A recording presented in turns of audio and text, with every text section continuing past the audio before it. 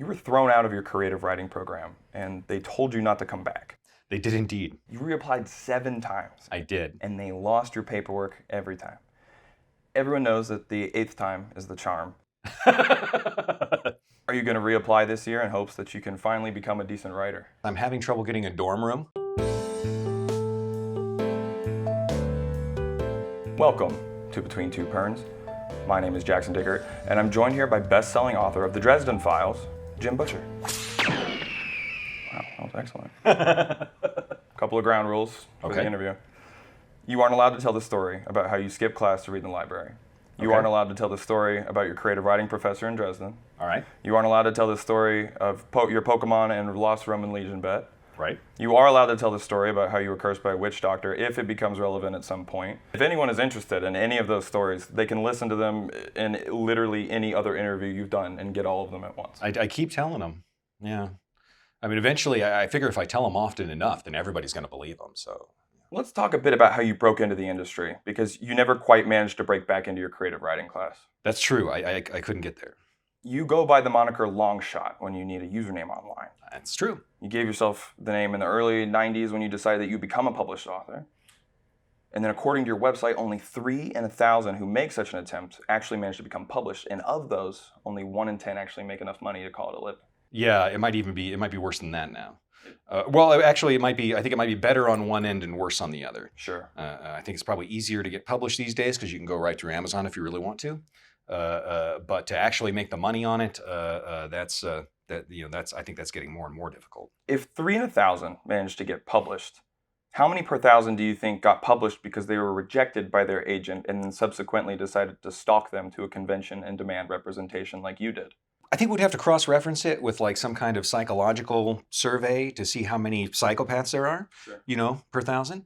And I think if we wind up with like 3 psychopaths per 1,000, that would really explain a lot about writers. I think so. It really would, yeah. The whole Longshot thing seems like a core part of your identity. I mean, most people don't give themselves a nickname. They're usually given by other people. I don't know if you know that. Yeah. Well, there weren't a lot of people around, at that time. It was the early 90s. There weren't as many people. In light of how slim your chances were, does it piss you off knowing that getting your work published was such a long shot, and now there's so many successful indie authors who have been able to do the same thing all on their own? Well, I don't like them, and I do think we should have some sort of law. Yeah. I mean, definitely, you should have to be qualified to be able to write a book. Right. Like graduated creative writing program, for instance. Yeah, like that. One of those. Yeah. Something like that. I mean, honestly, I'd be grandfathered in, obviously. You got beat up a lot as a kid, right? I did. I was one of those kids. I was the smallest kid in class, and I was a very intelligent kid. Like other kids' parents on the blocks would hire me to tutor their kids, and they were older than me. And I might have had a bit of a mouth, so I got whipped a lot when I was a kid. Yeah. Do you hold a grudge against children? Well, it depends on the children. And what they're into. If they're minding their own business playing video games, I suppose we can get along. Anybody who's any of those kids that get peeled away from a screen and start doing things and talking, that's an issue. You've spent much of your adult life LARPing or engaging in live action roleplay. Mm-hmm. Everyone knows that LARPing is just an excuse to smack the daylights out of children with Nerf swords. Yeah, absolutely. Just like the well-documented correlation between video games and heavy metal, do you think that LARP could be a gateway to real-world violence against children? I think it's more likely to be a gateway for real-world violence by children, because you got to teach them how to handle a sword and stuff like that, and then they learn about combat and they become more confident. It's awful, they start coming up with all these proactive things that they want to go do, and then they apply those lessons to life, and then you've got all this competition from the younger players, and I'm tired of younger players. It's ridiculous. Try to play video games now. All these young kids with reflexes, it's a pain. Dude, I can't play Fortnite because those kids on their iPad, it's unreal. Oh yeah, and it's like you spawn in dead, spawn in, take a step, dead. It's like occasionally you might get to aim a gun at somebody. Which makes sense why you played the tankiest character in League of Legends. You played Cho'Gath. Yes, yeah, Cho'Gath's my man. Yeah. Well, my horrible abyssal demon spawn pit thing. Yeah. But when I was young and I was getting beat up, my dad was sort of waiting for me to learn how to not get beat up. Sure. And he would just sort of tell me, well, son, they can kill you, but they can't eat you. You know, that was sort of his advice. And he grew up in the Depression and in the Ozarks. They can kill you, but they can't eat you. And I'd be like, okay, I don't know what that means, but all right. But when you're playing Cho'Gath, not only can you kill them, you can also eat them. And you know that makes him just the bulliest character in the game, I think. I'm pretty sure that during the Depression, they did kill and eat each other in the Ozarks. It's entirely possible. You know, I know they handed my dad a rifle when he was 5 and sent him out hunting. I'm the first generation of my family didn't have to hunt for food. Is it also weird being like the first sissy? This is gonna come from me. You and Christopher Paolini have both been spotted beating up children on a playground last November. What do you have to say about that incident? I beat them up harder and faster than Paolini. Don't let him tell you any. Theoretically, if a larper came up to me and then used magic to boil my blood and then proceeded to take my nose, is that something that you can help me with? Can you use some kind of LARP magic to get my nose back? You know, I really haven't revisited the rules for Got Your Nose for a while. Yeah. I'm pretty sure it's going to depend how he's holding his thumb. Yeah. Yeah. But like, it's far away. Is there anything you can do to just like magic it back here or something? Like, is that within your realm, or do I need to find another guy? Because that was. Well, I mean, it's going to depend on what kind of magic items you have and what kind of magic items I need if we're talking about LARP stuff. Dude, so. I got nothing. I just was hoping. Ooh, that's hard. Huh. Well, you know, what I'll do is I'll find some newbie and then I'll cozy up to him and be like, yeah, he needs his nose. If you help him out with that, it's going to do you a lot of good. Okay. And then we'll sort it out like that. Okay, that sounds good. I mean, I'm too cool to do it myself. Yeah. Help people. Scott Lynch, I'm going to get my nose back. Given your LARPing background, I'm really surprised that Harry Dresden's go-to magic is fire, because I would have thought that it would be lightning bolt. Lightning bolt. Lightning bolt. No, that's my go-to magic at LARP. You know, it's not me. He's not a self-insert at all. Yeah, we're going to get to that. Okay. Right now. The only series that you've ever written in your life was the Dresden Files.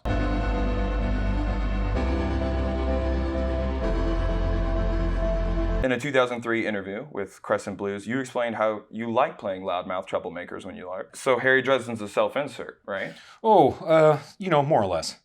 Harry Dresden's the guy I'd like to think I'd be if I had that kind of power. I don't know. I think I might be a giggling villain if I had that kind of power, honestly. Okay. I mean, not just a villain, one who's having a ball. One of Yeah. those kind of villains. Yeah. Whenever anybody's doing something that they really love and enjoy and makes them truly happy, you kind of enjoy watching that sort of thing. And I think, Beautiful in a yeah, way. it really is. Yeah.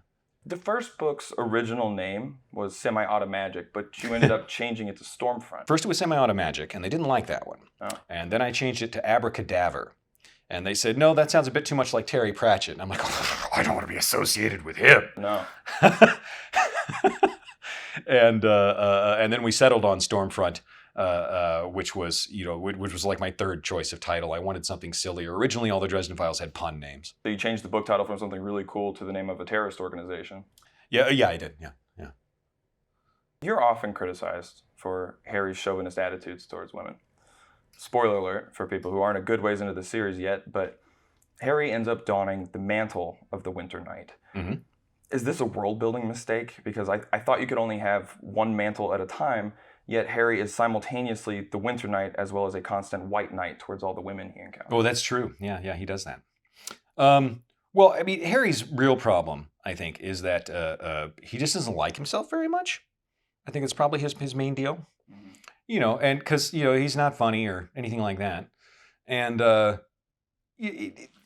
when it comes to that, he's got to find some sort of way to make himself feel better. I think that's why he's doing it. Right. It's about Harry, though. It's not about them. Okay. Yeah. Since Harry Dresden is a self-insert, I was wondering if you had ever met a single woman in your entire life.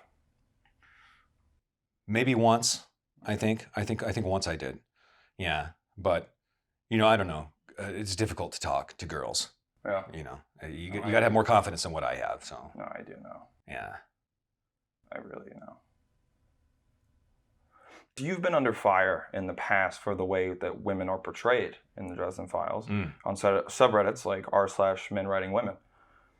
Yeah. Walk me through what your thought process was when, in book 1, you wrote the line, "She breasted boobily down the stairs."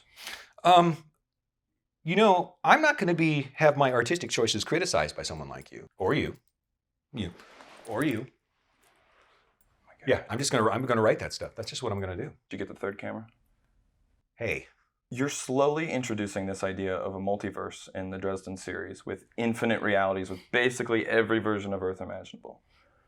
I found a way to contact Harry Dresden in his world. It raised a lot of questions for him when I kind of started to explain the idea of someone writing a book about him, and he wasn't very happy about it. Hello, Jim Butcher. This is Harry Dresden. Jackson wanted me to reach out to you. He tells me, well, basically that you're God, or what Michael Carpenter would describe as God. But apparently you're some entity that is in control of my life. And you're the one responsible for putting me through all of the things that I have been going through and all of the things that Chicago has had to go through in the last few decades. He also tells me that you're an author, that you write books about me. I just have to say, Jim, if you're doing this just to make money, or so that people think that you're cool, please don't. Or, maybe just write some stories where I'm happy and peaceful, and the people around me aren't getting slaughtered. It would be nice. I don't know if you can make as much money doing that. I mean, if you're doing something more important than that, of course, I understand, I suppose. And I don't want to offend you. God, I don't want to offend you. So keep up the good work, but maybe try to write a fun book. Bye. Oh, it's funny because it's true. I also spoke with Bob the Talking Skull. He had a pitch for you that I've cleaned up quite a bit. Literally, it was filthy and graphic. He wrote about 20,000 words trying to convince you to try your hand at romantasy, since it's quite popular these days and you like to make money. Well, that's true. He suggested that it would be called Welcome to Bob's Bone Zone. Given the way poor Harry is begging you to take it easy on him, and now Bob is asking you to give it to him hard and fast, would you ever write erotica where Harry gets a spa day and Bob gets lucky? Well, how much money's involved? Theoretically, infinite money, Jim. Oh, well, maybe then. Maybe. You should think about it, considering all that Bob has done for you. Mm-hmm. It was so kind of him to license his likeness for you to use for merch back in the day. How many thongs did you actually end up selling? Of those? Yeah. I'd have to go ask somebody. I don't really keep track of little details like that. For a friend, do you have any extras of those like still laying around? Well, I'll ask around. I'll see what's up. I appreciate that. All right, yeah. You created Bob the Skull after your creative writing professor warned you against the dangers of writing talking head characters who have no purpose in the story other than to show up and explain something. Right. What's your process for creating new characters now that you don't create them just to be vindictive, petty, and defiant? Honestly, it's been difficult to do that. I sort of established my identity as sort of this rebel, this anti-authoritarian rebel, and then I've sort of, and now I've sold out and I'm the man. So who do I have to rebel against anymore? That's really an issue. It's a problem. My creative process really feeds on, well, screw you. That's sort of part of the whole thing. And I don't know how I can, honestly, it's a little bit existential. I don't know how I'm going to be able to continue dealing. I mean, if I become any more successful, I probably shouldn't. I should probably stop writing for a while. Yeah, take a break. Well, yeah, just kind of vanish to a cabin in the woods, go crazy for a while, and then show up again, triumphant return, that sort of thing. Yeah, that might be good. Could be cool. While we're still talking about Dresden canon, you've said that canonically, Dresden has read Brandon Sanderson before. Yes, he has. This means that canonically, there's a version of Dresden that read the Stormlight archive and hated it, because there's infinite worlds. Well, I suppose so. What did his one-star reviewed read like? Of Stormlight. Let's see. He would have written one of those reviews that was like, here's what this story actually is. It's actually about a loser guy who won't stand up for himself, even though he did something amazing, and then he just accepted his terrible fate. Then after a while, he became brainwashed enough to be really, really good at supporting his oppressors, to the point where he was actually able to start undermining them by taking one of the most foolish of his oppressors and then turning him into a similarly brainwashed person. That really seems to be what happened to me. I mean, Sanderson likes to write about things like courage and integrity and honor, whatever. We know. I've seen him play Magic. We know. Yeah. Yeah. Dresden might be dishing out one-star reviews to Sanderson, but your first 2 books in particular get trashed pretty badly as well. Yeah, they do. So badly, in fact, that both you and your fans agree that book 3 is the best entry point for the series and not book 1. I'd prefer book 7 myself. Wow. I mean, if you could skip the first 6 and start with 7, and that would be fine. Considering what a huge fan you are of Star Wars, have you thought about taking a revisionist page out of George Lucas's book and going back and rewriting a couple of books in the series to make them half decent? Seems like a lot of work. And you already made the money. Yeah, I've already been paid for it. I mean, why would I do the work and not get the full benefit of the money? You know, the whole point is to try and get more money for doing no work. And I thought you might say that. Yeah. So I actually tried my hand at rewriting the first few sentences of your manifesto, Stormfront, if you want to hear it. Oh yeah, I like that. Murphy breasted boobily down the stairs in a titillating fashion that was both feminine and sexy. Her thong peeked out from her low-rise jeans, and Harry thought he could just barely make out the top of a skull's head, which is available for the low price of $11.99 on jimbutcher.com. My God, Harry thought, what a deal. Then Michael Carpenter busts in the door and says, "Don't take the Lord's name in vain, Harry. Oh, hey, Murphy. Nice rack." Okay. All right. We'll talk. You know what? Could be there's a TV show coming up. We're going to need writers. I think that puts you in prime position for something like that. I knew this crap would pay off. All these stupid authors, and finally, I get my big break. No more interviews. It seems to me that despite not being a little kid anymore, you're still getting beat up a lot by reviewers for The White Knighting, by reviewers for the first 4 books. Even your cover artist bullies you. In the books, Harry Dresden does not wear a hat, and yet on every cover, there's Dresden wearing his hat. There he is. It doesn't stop there either, because the TV adaptation for Dresden, the original one, set the standard for bad SFF TV adaptations and paved the way for things like Shannara, Wheel of Time, and Rings of Power. I'm responsible for all of that. And I can forgive all of your other sins, but I can never forgive you for season 1 of Rings of Power. That might have gone a little far. That might have gone a little too far. I think it did, Jim. That might have gone a little too far. Nobody goes off trail. That's right. Why should fans put their trust in your future books knowing that you lack the spine to stand up for your creative vision? Well, they're going to be right there front and center, and it's going to be really easy to pick one up and buy it, And of course, there's the whole Dresden fandom, and then there's the ninjas. Go ahead, don't buy the next book. You see what happens. The ninjas. I'm just saying. Actually, well, see, that's a problem is I want to have the ninja, but if you want to work with a ninja, it costs like 20 times as much. Whereas you can get like 40 ninjas for the same price. Are you serious? Well, ninjas are more powerful when there's fewer of them. If there's lots of ninjas, then they just die like flies. But if there's just one ninja that's going around doing something, that's an unstoppable killing machine. Yeah. Those are expensive. Right. And, I don't care if some ninjas die like flies. You're a big fan of Robert B. Parker, who you've killed. Yeah, well, people have criticized me for that, murdering my... I'm not saying that I was in town when it happened or anything. I'm not saying that, and there's no proof of it. Okay. Who the ninjas killed. But he died bravely. At his desk. like a man. Mm.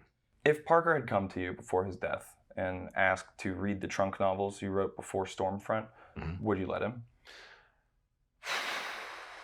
I suppose, giving his ultimate fate, I probably would have, but I would have had to step up the timetable a little, and then we would have missed some of the last books he did.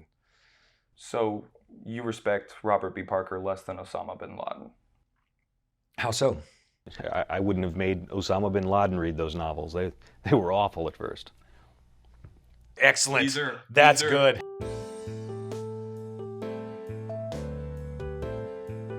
Most writers die by violence.